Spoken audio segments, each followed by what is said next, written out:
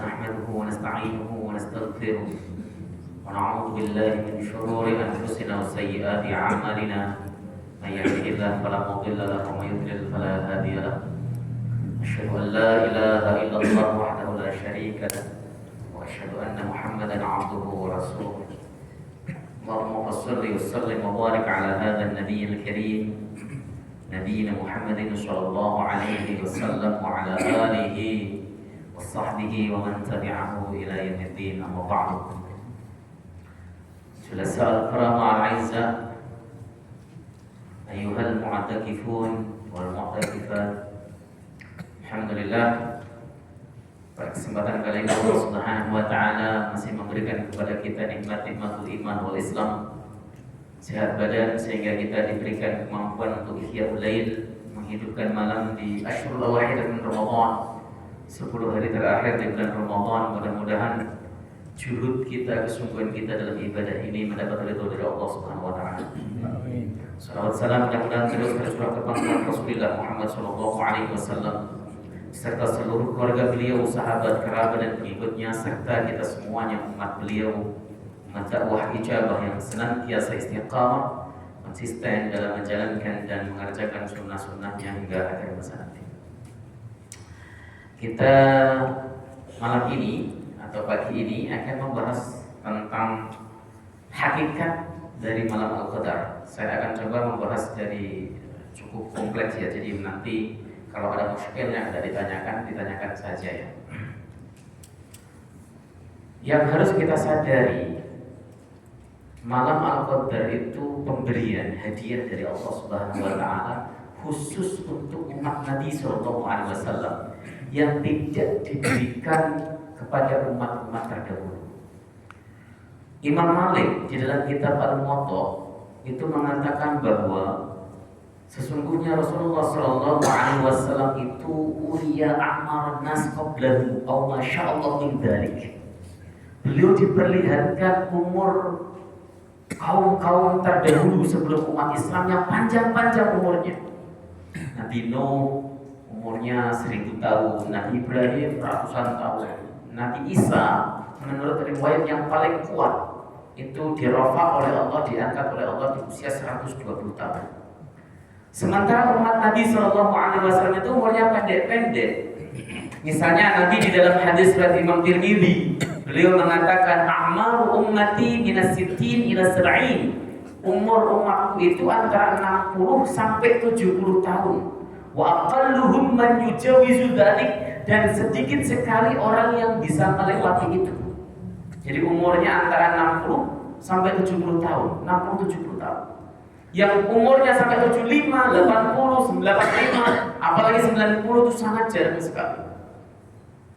Karena pendek inilah Allah Subhanahu wa taala memberikan salah satu malam istimewa yang disebut dengan malam Al-Qadar, di mana ibadah di dalamnya lebih baik, bukan setara, lebih baik dibanding dengan 1000 bulan. Nah, limadha sumiyat bilailatil qadar? Kenapa sih malam itu disebut dengan malam Al-Qadar? Di dalam kitab Fathul Bari Syarah Sahih Bukhari, Ibnu Hajar Al-Asqalani beliau mengemukakan 3 alasan kenapa disebut dengan Al-Qadar. Yang pertama, Al-Qadru bimakna at-ta'zim. Qadar itu maknanya ta'zim, mengagungkan. Seperti firman Allah dalam Al-Quran, wa ma qadarullaha haqqa qadrihi, dan mereka tidak mengagungkan Allah dengan sebenar-benarnya pengagungan. Kenapa ulama ada yang mengatakan Al-Qadar itu maknanya ta'zim, malam yang agung? Karena linuzulil Qur'anil Karim fiha, karena turunnya Al-Qur'anul Karim di malam itu. Ulama sepakat Al-Qur'anul Karim itu turun di bulan Ramadan karena nasnya jelas, ayatnya jelas. Syahrul Ramadan alladzi unzila fihi al-Qur'an hudan lin-nasi wa bayyinatin minal huda wal furqan, itu ayatnya. Jelas bahwa turunnya di bulan Ramadan. Tapi apakah yang dimaksud turunnya Al-Quran pada fase awal dari Lauh Mahfuz ke Baitul Izzah langit dunia, ataukah dari Baitul Izzah ke Rasulullah sallallahu alaihi wasallam?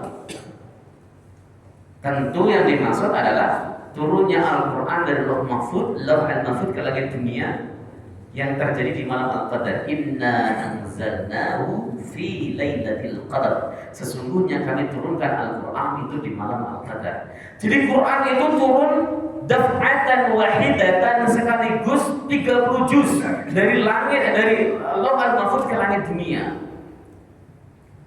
Itu terjadi di malam Al-Qadar. Malam yang mulia sekali. Kalau turunnya Al-Quran kepada Nabi Sallallahu Alaihi Wasallam kan tadrij, berangsur-angsur. Wahyu pertama surat Al-Alaq 1 sampai 5 betul di bulan Ramadan. Tapi kan ada yang turun di bulan Sya'ban. Contohnya Al-Baqarah 183 tentang puasa itu turun di bulan Sya'ban. Ya. Ada yang turun di bulan Syawal. Ada yang turun di bulan Zulhijjah. Ya. Jadi tidak melulu turun di bulan Ramadan. Padahal Quran menginformasikan Allah menurunkan Al-Quran itu di bulan Ramadan. Tentu yang dimaksud ini adalah di malam Al-Qadar turun 30 juz langsung. Makanya malam itu disebut malam yang utama. Atau ada yang mengatakan begini, annalladzi yuhyiha yasiru dzata qadrin.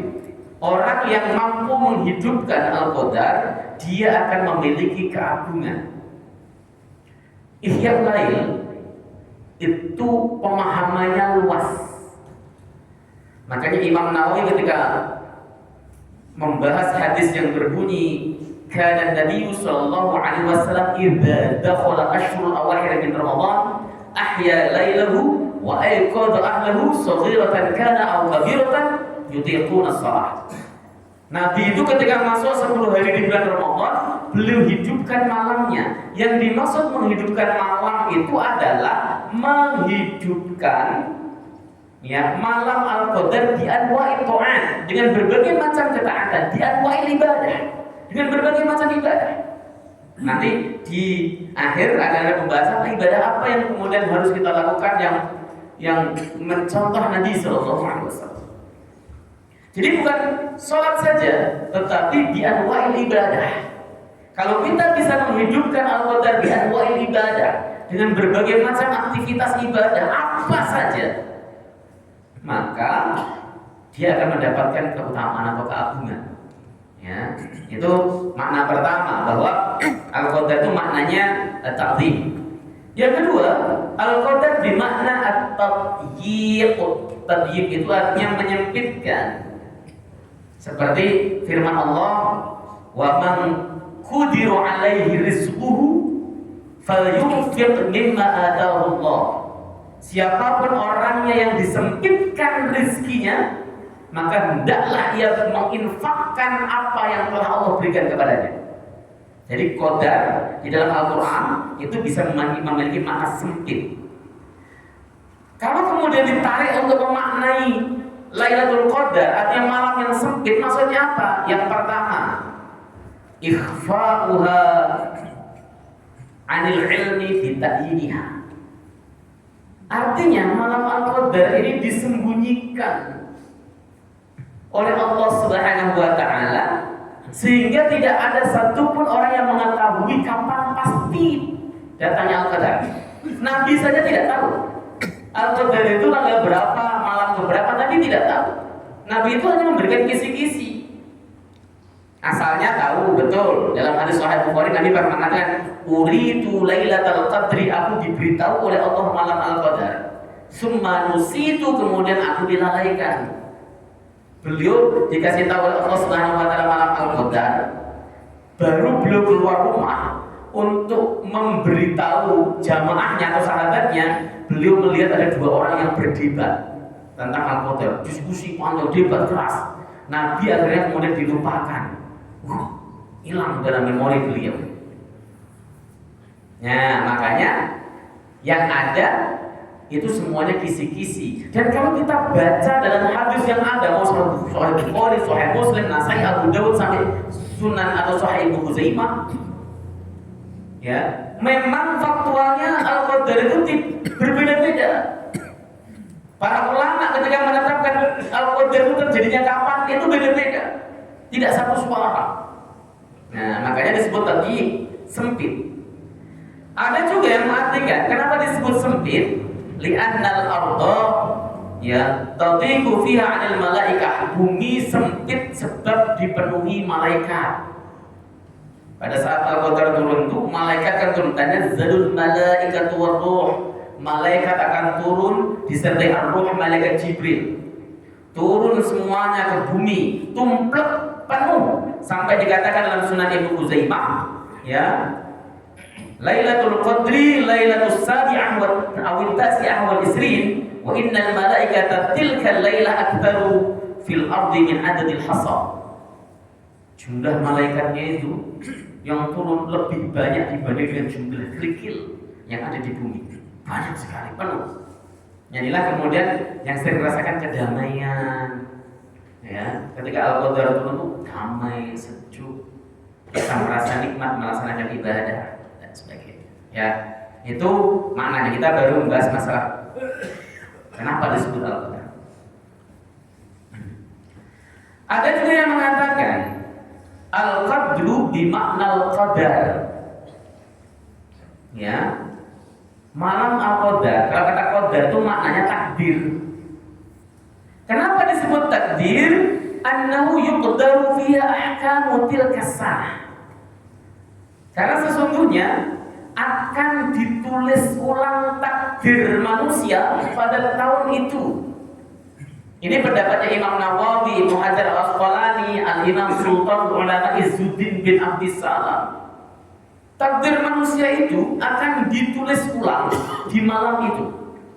Liqaulihi ta'ala, berdasarkan firman Allah Subhanahu wa taala dalam surat Ad-Dukhan ayat 4, "Fiha yufraqu kullu amrin hakim." Di malam Al-Qadar tersebut akan ditentukan segala perkara yang penuh hikmah.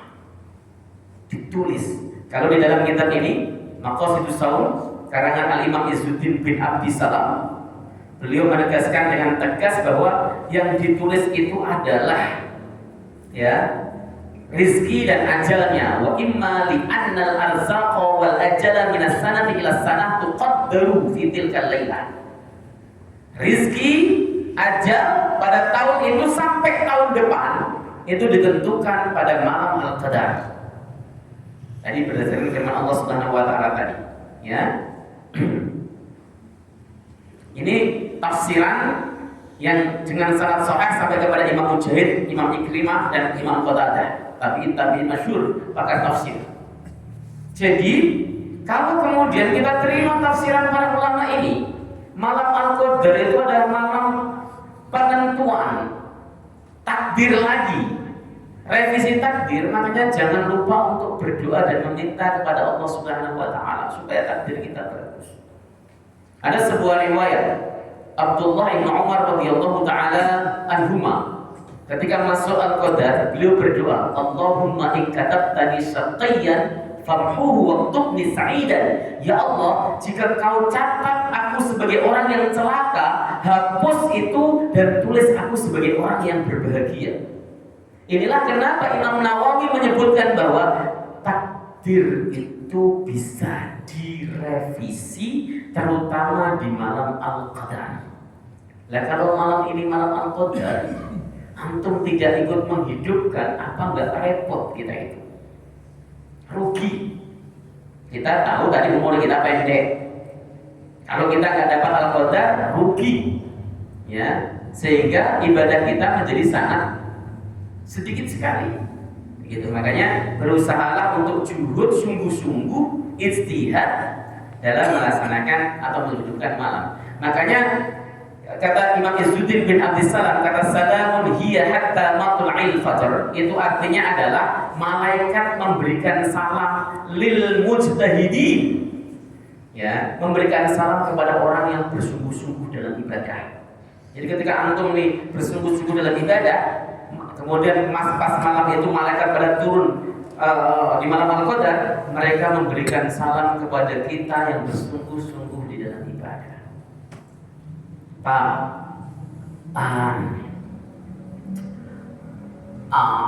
Ada tiga cara, ada tiga kelompok orang di dalam menghidupkan malam Al-Qadar itu. Yang pertama, kelompok yang paling minimalis menghidupkan malam Al-Qadar. Yang kedua pertengahan, yang ketiga yang paling baik. Yang minimalis itu minimal dia mengerjakan sholat maghrib berjamaah, sholat isya berjamaah, sama sholat ba'diyah isya 2 rakaat tambah subuh berjamaah, itu sudah dianggap sebagai menghidupkan malam. Al-Imam Ibnu Rajab Al-Hambali dalam kitabnya Lataiful Ma'arif mengutip pernyataan dari Al-Imam Asy-Syafi'i. Beliau mengatakan, jika ada seseorang telah melaksanakan sholat isya berjamaah, lalu sholat ba'diyah isya, lalu subuhnya berjamaah, jika malam itu malam Al-Qadar, maka dia telah mendapat bagian daripada Al-Qadar itu sendiri. Saya termasuk yang memahami Al-Qadar itu mudah didapat. Ya, karena apa? Itu hadiah. Kalau sulit yang lain berhadiah. Makanya ulama-ulama pada masa itu mengatakan, kalau kita mampu melaksanakan sholat tarawih saja rutin, maka kita akan mendapatkan keutamaan Al-Qadar itu. Sholat tarawih dari hari pertama sampai kepada hari terakhir, kita kerjakan sholat tarawih berjamaah dengan baik, kita akan dapat keutamaan Al-Qadar itu. Ya, itu yang paling minimal adalah mengerjakan sholat isya berjamaah, ba'diyah isya, lalu kemudian melaksanakan sholat subuh berjamaah. Itu minimalnya. Yang pertengahan, menghidupkan mayoritas waktu malamnya untuk ibadah. Misalnya contoh, antum tadi habis sholat isya, terus kemudian melaksanakan sholat tarawih berjamaah, sholat witir, lalu kemudian antum pulang dulu, makan dan sebagainya, tidur misalnya. Kemudian setelah itu sekitar jam 11 datang ke sini melaksanakan ibadah nanti sampai subuh misalnya. Itu kan menghidupkan mayoritas malamnya. Itu termasuk kelompok kedua, pertengahan. Karena yang terbaik adalah dia yang menghidupkan malam Al-Qadar dari awal malam sampai akhir malam. Awal malam kita awali dengan sholat isya, itu namanya awal malam. Habis sholat isya, kita kemudian melaksanakan sholat ba'diyah isya. Sholat ba'diyah isya itu rawatib. Sholat rawatib itu lebih utama daripada sholat tarawih. Setelah sholat rawatib kita kerjakan sholat tarawih. Setelah sholat tarawih kita kerjakan sholat witir. Selesai kemudian baca Quran dan sebagainya, kita hidupkan malam, lalu sampai kepada nanti subuh. Itu adalah orang yang paling utama di dalam menjemput malam Al-Qadar. Ya, jangan sampai kemudian kita teledor dalam masalah ini, lupa. Kenapa? Karena ini merupakan hadiah dari Allah Subhanahu wa taala yang harus kita jemput. Fadlu Lailatul Qadar wa makanatuha. Keutamaan Lailatul Qadar dan kedudukannya. Antum semua sudah paham ini. Yang pertama, fiha unzilal Quran. Ya, di malam itu diturunkan Al-Qur'an 30 juz langsung dari langit dunia, dari langit Lauh Mahfuz ke langit dunia, itu 30 juz di malam Al-Qadar. Kalau surat Dukhan ayat 3, redaksinya inna anzalnahu fi lailatin mubarakah. Sesungguhnya aku menurunkan Al-Qur'an di malam yang penuh berkah. Kata Ibnu Abbas, hiya Lailatul Qadri. Yang dimaksud malam penuh berkah adalah Lailatul Qadar. Itu malam yang penuh berkah. Ya, makanya kita sampai Rasulullah SAW berkali-kali mengatakan taharrau Lailatul Qadri, cari dengan serius Lailatul Qadar. Jangan kemudian asal-asalan, supaya kita mendapatkan keistimewaannya. Ya, jadi Al-Qadar itu istimewa atau kedudukannya tinggi karena itu diturunkan Quran. Yang kedua, annaha khairun min alfi syahr. Lailatul Qadar itu lebih utama dibanding dengan 1000 bulan. Lebih utama, bukan setara. Kalau kita meyakini bahwa kalau kita bersungguh-sungguh menghidupkan malam Asyurul Awakhir min Ramadan, 10 hari terakhir di bulan Ramadan, dari malam pertamanya sampai nanti malam terakhirnya, akan nemu Al-Qadar jika umur kita sampai 70 tahun. Sadar kita tentang ibadah 20 tahun. 20 tahun kali 83 bulan ya, tahun ya, tahun, maka sama dengan 800 tahun keistimewaan. Loh, ini janji Allah. Ya. Makanya kenapa seluruh umat Islam di dunia berusaha untuk menghidupkan ini? Karena ini janji Allah Subhanahu wa taala. Janji Allah itu sifatnya pasti. Bukan mudah-mudahan.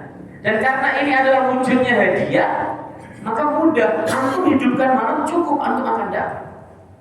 Tapi kata Imam Nawawi dalam Majmu' Syarah Muhadzab, ya, orang yang mendapatkan Al-Qadar itu dia akan merasakan atau mengetahui atau melihat Al-Qadar itu sendiri. Bukan melihat malaikat, tapi melihat penampakan Al-Qadar. Seperti contoh misalnya spiritualnya merasa nyaman, ibadah merasa nyaman, tenang, ya, tidak merasa kepanasan dan sebagainya. Oh, ini Al-Qadar. Seperti itu.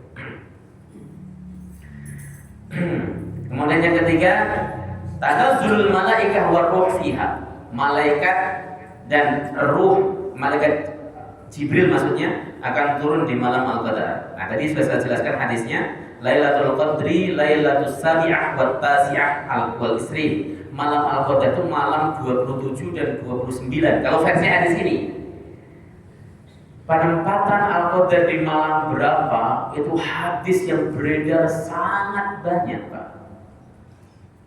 Dan para ulama juga berbeda sangat banyak. Di dalam Fathul Bari Syarah Sahih Bukhari itu ada 40 pendapat ulama terkait Al-Qadar.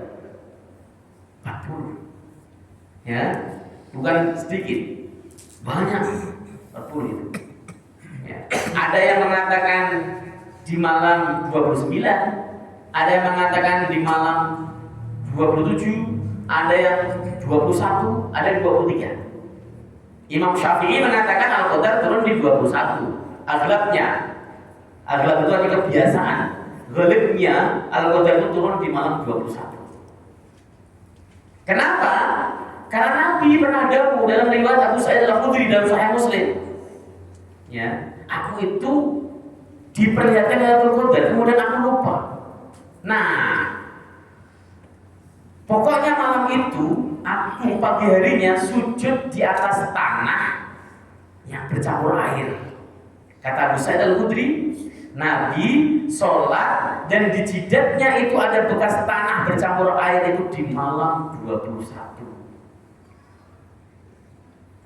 Hujan posisinya menjelang subuh, atap bocor, Nabi tetap sujud di atas air.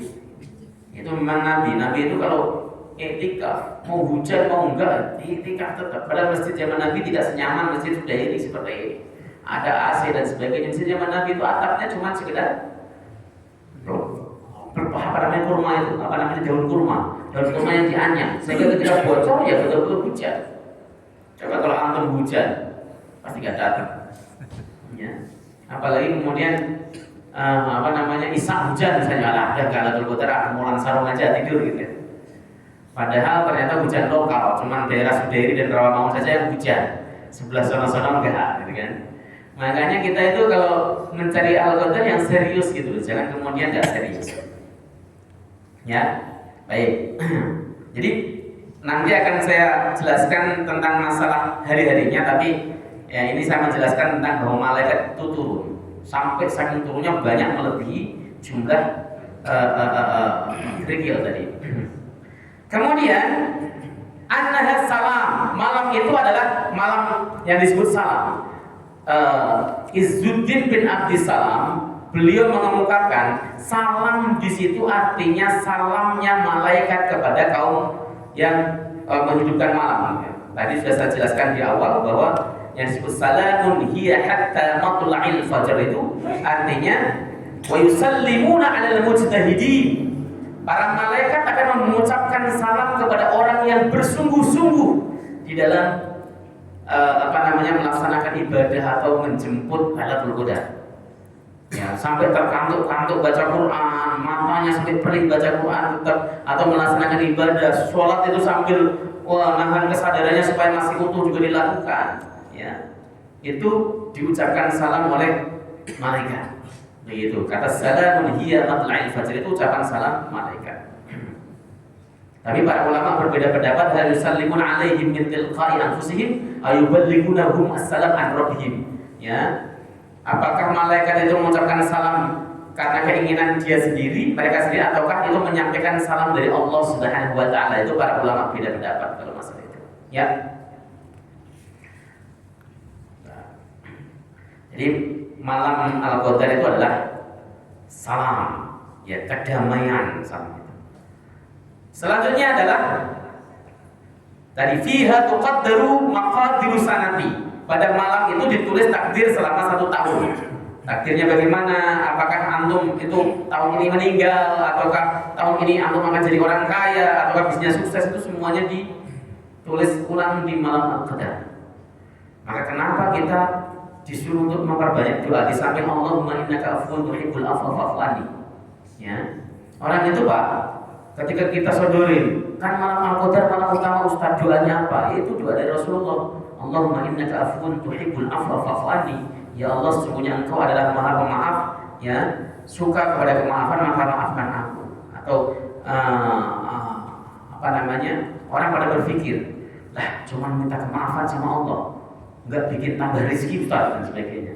Padahal kita harus tahu, kalau kita dimaafkan Allah, berarti diampuni dosanya oleh Allah Subhanahu wa taala.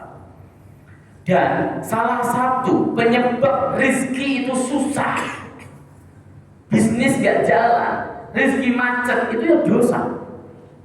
Dosa itu yang menyebabkan rezeki kita itu tidak jalan, macet, ada sumbatan. Ketika kemudian Allah memaafkan kita, maka sumbatan tersebut hilang, maka mengalirlah rezeki dengan sebaik-baiknya. Makanya orang pada berkata, kenapa kalau kita pengen cepat kaya atau kita pengen kaya suruh melazimkan sholat duha. Sholat duha itu sholat awabin, sholatnya orang-orang yang pandai taubat. Artinya kalau kita kerjakan, dosa kita diampuni. Dari dosa diampuni itu kemudian Allah kasih rezeki kita dengan lancar. Artinya begitu. Jangan kemudian cuman minta maaf doang Ustaz, nggak penting. Padahal Nabi pernah ditanya, doa apa yang paling utama ya Rasulullah? Ya, Nabi mengatakan, ya, mintalah kemaafan dari Allah dan juga keselamatan dari dunia dan akhirat. Itu doa yang paling utama. Ya, kita diajarkan Nabi ketika Al-Qadar suruh memperbanyak doa Allahumma innaka afuwwun tuhibbul afwa fa'fu anni. Perbanyak aja gitu. Kalau antum sudah misalnya sampai baca Quran, Allahumma innaka afuwwun tuhibbul afwa fa'fu anni. Allahumma innaka afuwwun tuhibbul afwa fa'fu anni, seperti itu. Ya, dicek kiri. Ayyul laila hiya lailatul qadar. Malam apa sih yang termasuk dalam malam Al-Qadar? Tadi ulama beda pendapat. Tetapi pendapat yang masyhur jumhur ulama terjadi di 10 hari terakhir di bulan Ramadan, terutama di malam ganjil. Timbul pertanyaan, malam ganjil itu malam berapa? Apalagi sekarang pemerintah sama Muhammadiyah beda. Ganjilnya Muhammadiyah, genapnya pemerintah. Genapnya pemerintah, ganjilnya Muhammadiyah. Ya. Disuruh mencari di malam ganjil. Malam ganjil itu seperti apa? Hadis yang menjelaskan tentang masalah malam ganjil itu banyak dan sahih mayoritas. Makanya ada pemahaman dari Syekhul Islam Ibnu Taimiyah. Beliau mengatakan begini, Pak. Di dalam hadis Sahih Muslim itu ada redaksi, ya, carilah malam Al-Qadar di 9 yang tersisa, fit tasi' al-bawaqi atau tasi' al-baqin. Ada begitu redaksinya, beda-beda, ada al-bawaqi, ada al-baqin. Awis sabi' al-bawaqi atau 7 yang tersisa. Awil khamis al-bawaqi atau 5 yang tersisa, ya, dan sebagainya, ya, sampai terakhir. Penyebutan kata al-bawaqi atau al-baqi yang tersisa itu, kata Syekhul Islam Ibnu Taimiyah, itu harus dihitung dari belakang. Nggak bisa dari depan yang tersisa kok, ya, dari belakang. Caranya gimana? Kalau lebaran kita atau puasa kita itu cuma 29 hari, maka 9 yang tersisa itu malam 21. 29, 28, 27, 26, 25, 24, 23, 22, 21. Malam 21 9. Kalau itu 29. Tapi kalau puasa kita 30, maka 9 yang tersisa itu malam 22. 30, 29, 28, 27, 26, 25, 24, 23, 22. Kata Ibnu Taimiyah, 9 yang tersisa itu malam 22. Kalau seandainya puasanya genap 30 al-kamil. Makanya kata beliau, bagi pemburu Al-Qadar semua malam itu malam ganjil. Sebab Rasulullah mengatakan dengan sebutan at-tasi al-bawaqi, itu faktual, ada hadisnya sahih riwayat Imam Muslim. Kan selama ini kita mengatakan pakai hadis ini, taharrau lailatal qadri fil witri minal asril awakhir min Ramadan. Carilah malam Al-Qadar di malam ganjil di bulan Ramadan. Lalu kita malam ganjil ya malam 21, 23, 25, 27, 29. Kan begitu kan? Yang enak. Ternyata redaksi hadisnya itu banyak. Saya ketika membaca pendapat Ibnu Taimiyah, Syekhul Islam Ibnu Taimiyah, itu tercengung. Masuk akal juga ya. Hadisnya pakai bawaki yang tersisa. Ngitung sisa kan dari belakang, masa dari depan ngitung sisa. Ya. 9 yang tersisa berarti tergantung itu bulannya 30 hari atau 29. Nah, Muhammadiyah kan 30 hari. Iya toh? Berarti yang tersisa, malam 9 tersisa itu malam 22. Tapi faktualnya banyak orang ketika malam genap masjid sepi. Nah, pas sepi antum nggak datang ke masjid, pas itu Al-Qadar, apa nggak rugi kita? Makanya bagi pemburu Al-Qadar, pemburu itu ya, kenapa kau saya katakan pemburu? Karena Nabi mengatakan iltamisuha atau taharrau, cari dengan serius. Jangan hanya sekedar pengen ya saya ganjil aja, itu nggak serius. Jadi biar buat ibadah, ya itu. Dan para ulama berbeda pendapat. Apakah ada tahdid, ya? Batasan atau kepastian untuk Al-Qadar malam keberapa, ya, itu para ulama berbeda pendapat. Jumhur ulama mengatakan tidak ada tahdid kapan pastinya Al-Qadar turun, tapi tantakilu fi asril awakhir min Ramadan. Lailatul Qadar itu pindah-pindah di 10 hari terakhir di bulan Ramadan. Pindah-pindah. Itu pendapat mayoritas, pendapat Malik, pendapat Abu Hanifah, pendapat Imam Ahmad. Imam Syafi'i mengatakan Al-Qadar itu terjadi di malam 21. Malam 21. Kelewat. Ya.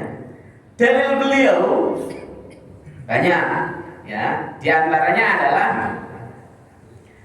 ya lianna Rasulullah sallallahu alaihi wasallam ra'aha summa unsiha. Nabi itu pernah melihat, diperlihatkan oleh Allah tentunya Al-Qadar, kemudian beliau lupa wa dzakara annahu sajada fi sabihatiha fi ma'in watirin, dan beliau ingat beliau saat itu sujud pada pagi harinya, ya, di atas tanah bercampur air.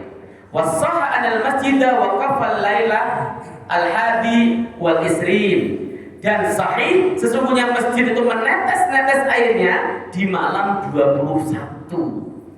Dan kata siapa namanya tadi, Abu Sa'id Al-Khudri, dan dia melihat Rasulullah pas selesai sholat subuh jidatnya itu bercampur tanah dengan air itu di malam 21. Itu yang dijadikan dasar oleh mazhab Syafi'i, Imam Syafi'i.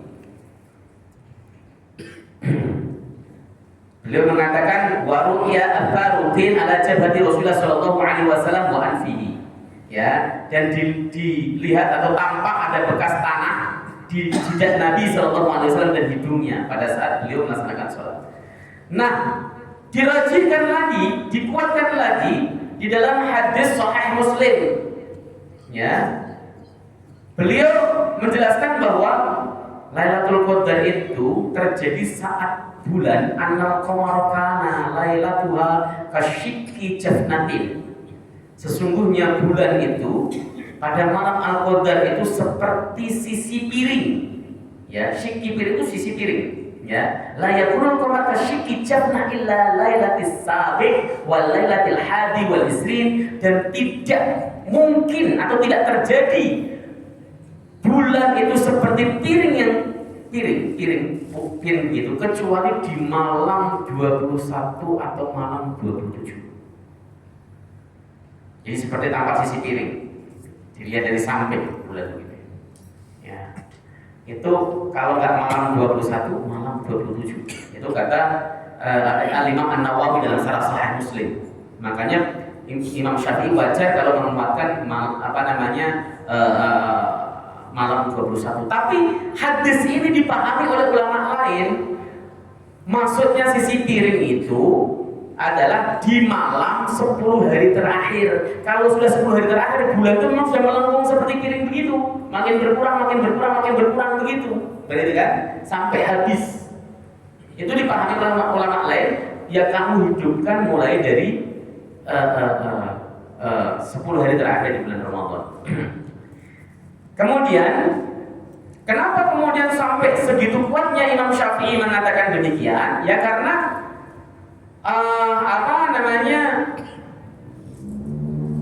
ada sahabat yang berani bersumpah, ya, sesungguhnya malam Al-Qadar itu terjadi di malam 21. Ya, itu ada yang bersumpah demikian. Walladzi Rasulullah sudah Abu Sa'id Al-Khudri, ya, beliau bersumpah, ya, bahwa malam Al-Qadar itu terjadi di malam 21. Nah, tetapi di dalam riwayat lain disebutkan bahwa ada sahabat namanya Ubay bin Ka'ab. Beliau mengatakan, wallahi inni la'alamuha wa aktaru ilmi hiya lailah allati amarna Rasulullah sallallahu alaihi wasallam bi qiyamiha hiya lailatus sab'in wa isrin. Demi Allah, berdasarkan yang aku tahu, malam itu adalah malam 27. Kok beda-beda? Ya, beda-beda. Kenapa bisa beda-beda? Karena riwayat hadisnya yang datang kepada kita itu semuanya cuma kisi-kisi.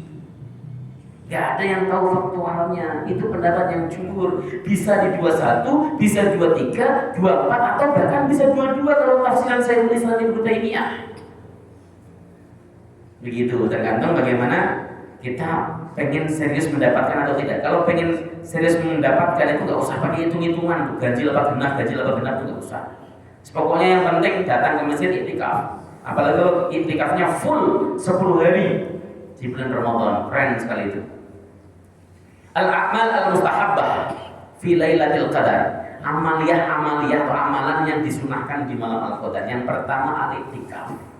Iktikaf itu apa sih, Pak? Mulazamatul masjid liqasdi taqarrub ila Allah. Tinggal di masjid tujuannya ibadah. Iktikaf itu tidak ada amalan-amalan khusus. Enggak harus taklim begini, enggak harus baca Quran. Antum masuk ke masjidnya iktikaf. Jadilah kalian kita itu mu'takifin, orang yang iktikaf. Ya. Bawa sarung, bawa bantal masuk masjid niat ibadah, sholat badiah tahiyatul masjid 2 rakaat lalu kita tidur, itu termasuk dari bagian iktikaf.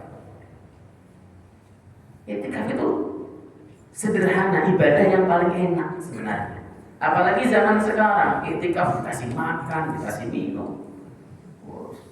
Zaman Nabi kan enggak. Itu pun kadang-kadang masih pada malas iktikaf. Dan ketika ditanya, Ustaz, filosofinya apa sih iktikaf itu? Qat'u ta'alluqil qalbi ala dunya. Memutus hubungan hati terhadap duniawi, aslinya iktikaf itu. Limujarradil ibadah ila Allah. Tujuannya hanya khusus fokus ibadah kepada Allah. Makanya kalau ada orang iktikaf, dia masih WA-WA sama istrinya, telepon-teleponan ngatur bisnis, gimana kerjaan, gimana beres di masjid dan sebagainya. Nah itu mah iktikaf raganya, pikirannya nggak iktikaf, masih berhubungan dengan duniawi. Harusnya iktikaf 10 hari itu memang betul-betul memutuskan hubungan kita terhadap duniawi, fokus kepada Allah Subhanahu wa Ta'ala. Maka ada sebuah masjid, Pak, yang sadis, dipasang pemancar penghancur sinyal di masjid. Begitu masuk masjid, puas, nggak ada sinyal masuk sama sekali. WhatsAppan nggak bisa, nelpon nggak bisa, serius. Tapi masjid yang kayak gitu, peserta iktikafnya cuma 2 orang, YKM sama sekretarisnya doang. Yang lain nggak pada mau datang. Kenapa? Nggak manusiawi katanya. Ya. Padahal memang tujuannya harus tadi. Tujuannya itu supaya kita bisa konsentrasi untuk melaksanakan ibadah kepada Allah Subhanahu wa Ta'ala. Begitu ya. Ada sebuah riwayat dikemukakan di dalam kitab namanya Minhajul Muslim karangan Syekh Abu Bakar Jabir Al-Jazairi, seorang ulama pakar hadis di Madinah. Beliau mengutip dari kitabnya Sayyid Zabidi Al-Murtada sebuah hadis yang berbunyi Al-Masjidu Baitu Kulli Taqiyyin. Masjid itu rumahnya orang yang bertakwa. Wa kaffalallahu liman ja'ala al-masjida baitahu. Allah akan menjamin bagi orang yang menjadikan masjid sebagai rumahnya. Birrauhi wa rahmati wal jawazi ila sirat ila walillah al-jannah. Ya, dengan kasih sayang, dengan rahmat, dan bisa menyeberangi siratal mustaqim sampai kepada masuk surga. Ridwan Allah di masuk surga. Ya, itu masuk hadis itu untuk orang yang i'tikaf. Orang yang menjadikan masjid sebagai rumahnya, sebagai tempat tinggal, itu untuk orang yang i'tikaf. Pendapat para ulama jumhur termasuk Muhammadiyah, i'tikaf itu tidak harus kemudian 10 hari. Dan ini kemudian banyak dipraktekkan. Ini pendapatnya Syafi'i, pendapatnya Ahmad, pendapatnya mayoritas ulama. Antum masuk masjid 10 menit keluar lagi niat i'tikaf, sah i'tikafnya. Tapi ketika keluar masjid batal, masuk niat i'tikaf lagi. Begitu seterusnya. Tapi tidak menurut mazhab Malik. Imam Malik mengatakan i'tikaf harus 10 hari, nggak boleh kurang. Nah kita kan enggak, i'tikaf itu ya masuknya habis sholat tarawih kadang-kadang. Seringnya begitu. Jarang yang 10 hari full total, jarang benar. Wah saya benar-benar pengen ibadah 10 hari itu ya. Apalagi zaman kita orang zaman pada kerja, berat untuk melaksanakan itu ya. Laksanakan i'tikaf di masjid, masjidnya jami untuk Jumatan ya. I'tikaf layah-layah, rebahan, ngantuk, tidur dan sebagainya itu ibadah. Kalau diniati i'tikaf, nah Bapak sudah niat apa enggak saya enggak tahu. Ya itu ibadah yang paling mudah, itu i'tikaf.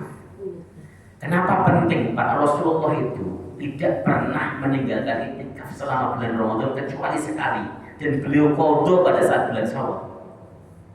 Kalau saya membaca dalam kitab Lataiful Ma'arif karya Ibnu Rajab Al-Hambali ya, berdasarkan riwayat Abu Sa'id Al-Khudri, dulu itu Rasulullah pertama kali i'tikaf itu 10 hari pertama bulan Ramadan.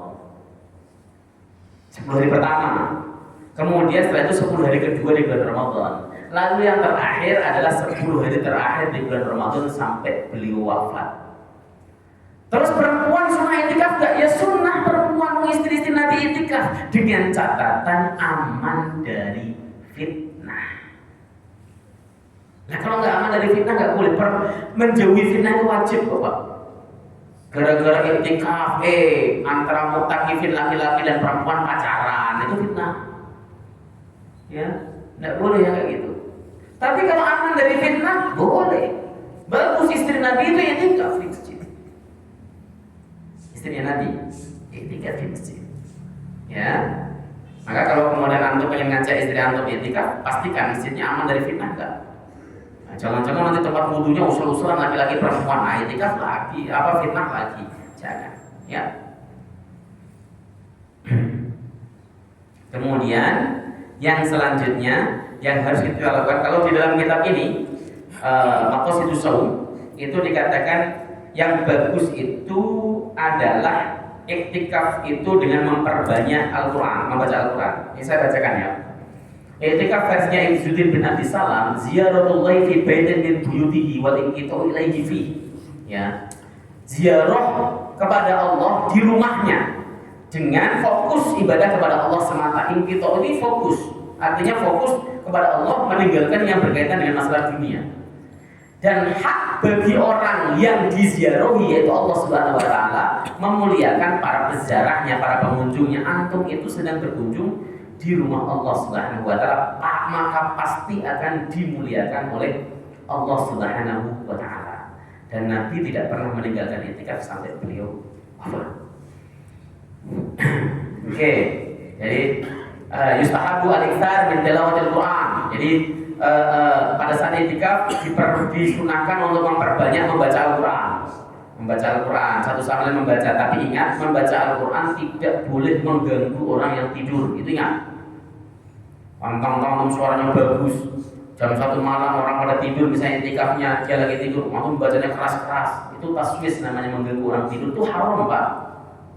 Saya kan baca Al-Quran Ustaz, masa orang tidur keganggu jadi haram? Iya, haram. Karena orang tidur itu dia sedang menikmati nikmat dari Allah Subhanahu wa taala. Biarkan. Antum boleh baca pelan-pelan saja. Ya, jangan sampai membangunkan orang tidur.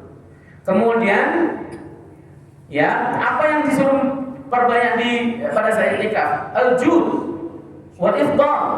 Ya, jud itu dermawan. Disuruh dermawan. Banyak sedekahnya, banyak memberi, bukan banyak meminta. Itu diterangkan dalam kitab. Ya. Baik. Saya lanjutkan. Sunnah berikutnya yang dilakukan Nabi Shallallahu Alaihi Wasallam, qiyamul lailiha imanan wa ihtisaban. Nabi mengatakan, man qama lailatul qadri imanan wa ihtisaban ghufira lahu ma taqaddama min dhanbi. Saya membaca hadis ini beserta sarah hadisnya, tidak menemukan sama sekali perintah untuk khusus mengerjakan sholat Lailatul Qadar, itu tidak ada. Maksudnya man qama lailatul qadri itu ya sholat tarawih, dikerjakan dengan sebaik-baiknya. Terus yang selebihnya hidupkan malam dengan berbagai macam aktivitas ibadah tadi, baca Quran, baca zikir, berdoa, baca tasbih, mudzakarah agama, saling diskusi, taklim semacam ini, itu kan bagian daripada ibadah. Pak, kalau seandainya ini malam Al-Qadar, kita taklim semacam ini, itu lebih baik daripada taklim semacam ini selama 80 tahun, 83 tahun. Serius. Jadi setiap ibadah yang kita kerjakan itu lebih baik dibanding dengan 83 tahun atau 1000 bulan. Maka hidupkan. Nanti misalnya sudah selesai, antum pengen menghidupkan, kalau pulang nggak masalah. Apakah pulang ke rumah kita boleh tetap menghidupkan? Boleh. Menyambut Al-Qadar itu nggak harus di masjid. Salah satunya memang itikaf, tapi nggak harus di masjid. Ustaz, saya pengen menghidupkan Al-Quran tapi di rumah saja. Boleh, silakan baca Quran, baca buku hadis, baca tafsir, silakan. Ya, itu adalah bagian daripada ibadah kepada Allah Subhanahu wa taala. Kemudian yang ketiga adalah berdoa kepada Allah Subhanahu wa taala. Tadi perbanyak doa, sebagaimana doa Nabi dalam riwayat Al-Imam At-Tirmidzi dari Sayyidah Aisyah, ya, dia bertanya, in wafaqtu lailatul qadri ma ad'u bi. Kalau seandainya aku menjumpai Al-Qadar, doa apa yang harus aku baca ya Nabi? Nabi bersabda, quli, bacalah Allahumma innaka afuwun tuhibbul afwa fa'fu anni. Diulang-ulang saja. Allahumma innaka afuwun tuhibbul afwa fa'fu anni. Allahumma innaka afuwun tuhibbul afwa fa'fu anni. Tapi antum punya hajat lain, bolehkah? Boleh. Ya, tadi misalnya sebagaimana perkataan Abdullah bin Umar, ya Allah, jika aku termasuk engkau catat sebagai orang yang celaka, ubah itu ya Allah, tulis aku sebagai orang yang bahagia. Kenapa? Karena malam ini adalah malam penentuan takdir. Antum kalau baik sedekahnya, baik tilawahnya, baik aktivitasnya, insya Allah takdir antum akan jadi orang yang baik. Ya, kalau malam Al-Qadar. Ini kan malam 23 ya, ramai. Kemarin malam 22 ramai apa sih kira-kira? Ramai juga, berarti julutnya luar biasa. Calon-calon ahli surga itu begitu. Ya. Saya itu termasuk yang meyakini kalau seseorang itu bisa ahli ibadah rajin, itu ahli surga.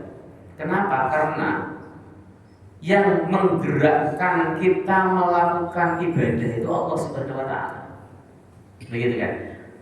Kalau ada orang kok rajin baca istighfar, berarti itu tanda Allah mau mengampuni dosanya. Begitu. Kenapa? Redaksi Quran itu menyebutkan fatalaqa Adamu min rabbi kalimatin fataba alaihi. Adam, ya, talaqa itu kan sebenarnya bertemu, mendapatkan, ya, beberapa kalimat min rabbi dari Tuhannya. Ketika Adam berdoa, Rabbana ighfir lana Rabbana dzalamna anfusana wa illam taghfir lana wa tarhamna lanakunanna minal khasirin. Lalu kemudian diterima tobatnya oleh Allah Subhanahu wa taala, itu adalah kalimat dari Allah. Allah yang memberikan ilham begitu kepada Adam. Makanya redaksinya fatalaqa Adamu min rabbihi kalimatin. Ada min rabbihi kalimatin. Ya, ada yang baca fatalaqa adama min rabbi kalimatun. Ya, tapi maknanya hampir sama. Artinya apa? Adam itu mendapat bisikan kalimat supaya taubat dari Allah Subhanahu wa taala.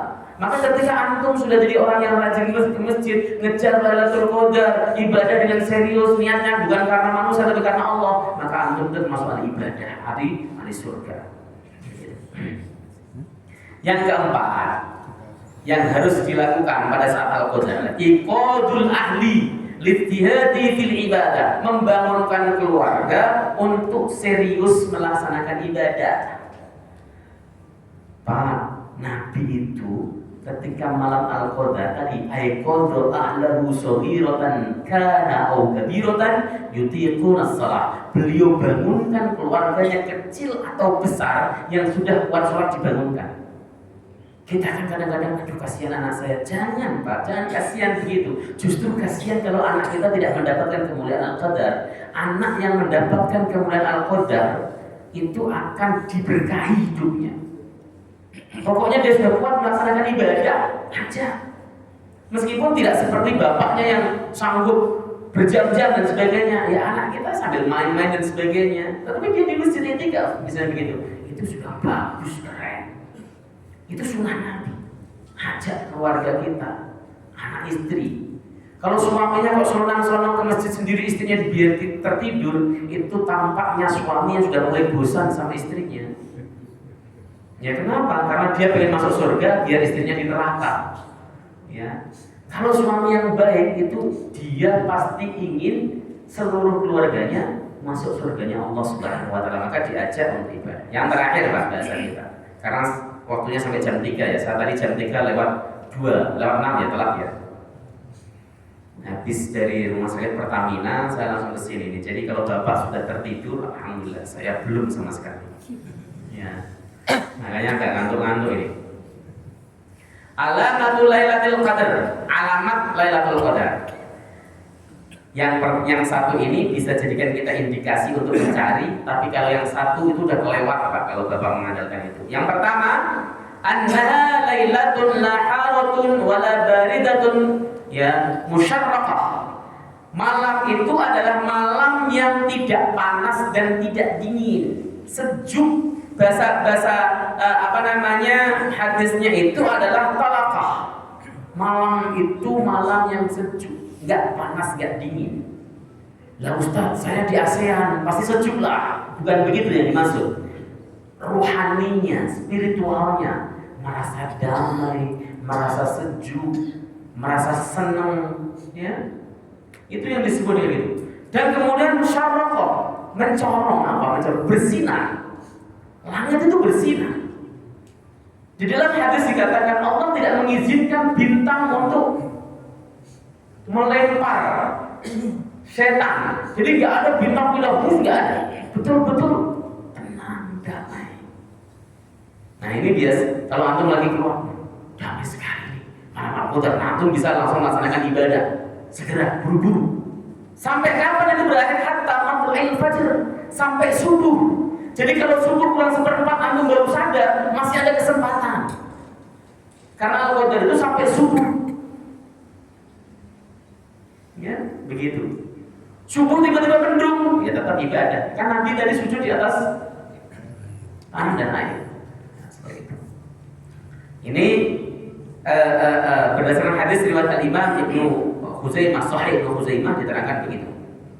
Itu tanda yang pertama, bahwa malam itu begitu tenang, begitu damai, nggak panas, nggak dingin. Terus yang kedua, ini kalau antum jadikan patokan nggak kelewatan. Anna syamsa tahruju min sabihatiha bayda'a la su'alaha. Matahari terbit pada pagi hari itu putih, nggak ada sinarnya sama sekali. Muncul, wah putih. Semalam Al-Qadar, tapi saya tiduran ya repot. Ketinggalan. Jangan sampai ada penyesalan seperti itu. Ya. Dan ingat, jangan hanya buru malam ganjil. Ya tadi kalau saya kasih motivasi teman-teman itu, siapa tahu antum, wah ini bukan malam ganjil. Ya ini ganjilnya Muhammadiyah.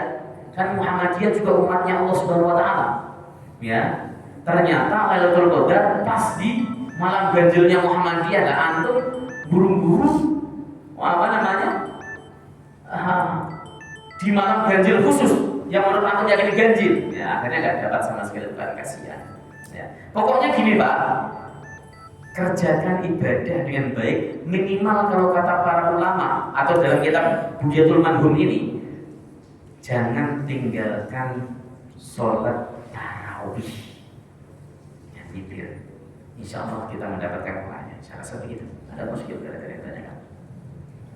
Mohon maaf kalau nyampainya agak setengah teler ya. Silakan kalau ada yang disampaikan. Iya silakan Pak. Tadi kan Bapak ingin memastikan ya, mungkin saya kelewat. Tadi kan yang minimum itu isya, bare isya sama subuh. Itu yang minimum. Yang menengah itu ya tadi ada rusak. Ya. Yang utamanya apa?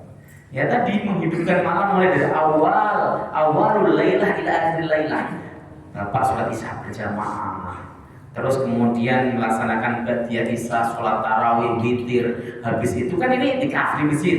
Wah, kemudian melaksanakan ibadah. Tidurnya sejenak sekali, ibadah baca Quran, kemudian diskusi masalah agama, taklim sampai nanti akhirul lail itu fajar, subuh sampai subuh. Itu adalah cara menghidupkan malam yang paling utama. Gitu. Jadi saya yakin semuanya sudah melaksanakan sholat tarawih ya. Sholat tarawih tadi sudah jamaah isya juga sudah ya. Dan nanti tinggal jamaah subuh. Kenapa? Kok para ulama ada mengatakan jamaah isya dan subuh? Karena mengerjakan sholat jamaah isya dan sholat jamaah subuh itu seperti qiyamul lail sepanjang malam. Kata seperti itu bukan kok artinya pahalanya sama, enggak. Keutamaannya yang sama. Pahalanya beda. Yang melaksanakan qiyamul lail menghidupkan malam sepanjang malam betul sama hari mengerjakan sholat ba'diyah isya, sholat jamaah isya dan jamaah subuh beda keutamaannya. Ya. Apalagi kalau kita kemudian bisa kedua-duanya, maghrib berjamaah, isya berjamaah, subuh berjamaah, tarawih berjamaah plus witir. Bukan luar biasa Pak.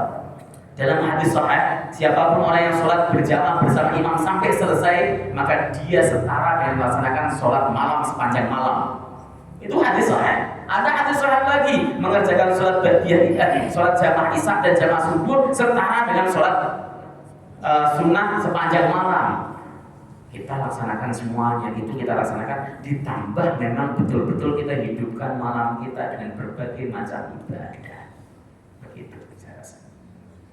Ya, ada lagi? Pak, Silakan. misalnya kalau kita ada seorang karyawan yang kerjanya malam tadi, artinya tidak bisa ke masjid saja. Apakah bisa di pekerjaannya itu dia mendapatkan Lailatul Qadar? Terima kasih. Bekerja kan ibadah Pak. Apalagi kalau dia niatnya bekerja cari nafkah. Kalau saya nggak kerja nanti istri saya lebaran pakai apa dong? Ya, anak saya bagaimana? Dia niatnya ibadah, kerja niatnya ibadah. Yang penting jangan lupa sholatnya isya dan sebagai sholat jamaah jangan lupa. Dia kerjakan maka dia tetap mendapat keutamaan Al-Qadar. Kenapa? Karena dia mengerjakan ibadah. Intinya menghidupkan Al-Qadar itu bukan hanya iktikaf. Iktikaf itu salah satu. Ya, tapi mengisinya dengan bi'anwa'il ibadah, dengan beraneka ragam ibadah.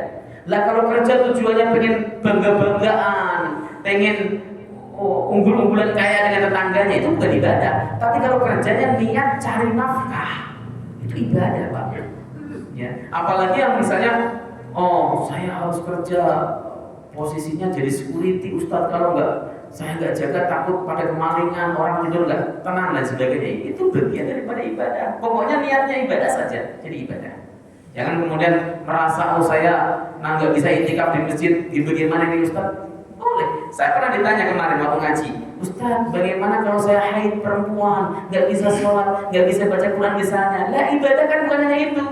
Bisa zikir, bisa baca sholawat, ya, bisa bersedekah, bisa baca buku. Ya ibadah kan banyak sekali yang bisa kita lakukan. Nah, begitu. Jadi di anwa'il ibadah. Saya lebih suka dengan tafsiran Al-Imam An-Nawawi Ihya Ulai itu dengan di anwa'il ibadah, dengan beraneka ragam ibadah. Seperti itu. Tadi dari awal kita harus persepsi kita itu harus Al-Qadar itu hadiah. Kalau antum sudah melakukan dengan cara yang benar, maka pasti dapat al-Qadar. Gitu. Karena ada yang memahami al-Qadar itu seakan susah banget didapatkan, ada. Tapi saya nggak cocok dengannya kayak gitu. Ya. Cukup? Cukup. Alhamdulillah. Cukup. Baik. Kita tutup dengan kata majlis. Subhanakallahumma wa bihamdika asyhadu an la ilaha illa anta astaghfiruka wa atubu ilaik. Assalamualaikum warahmatullahi wabarakatuh.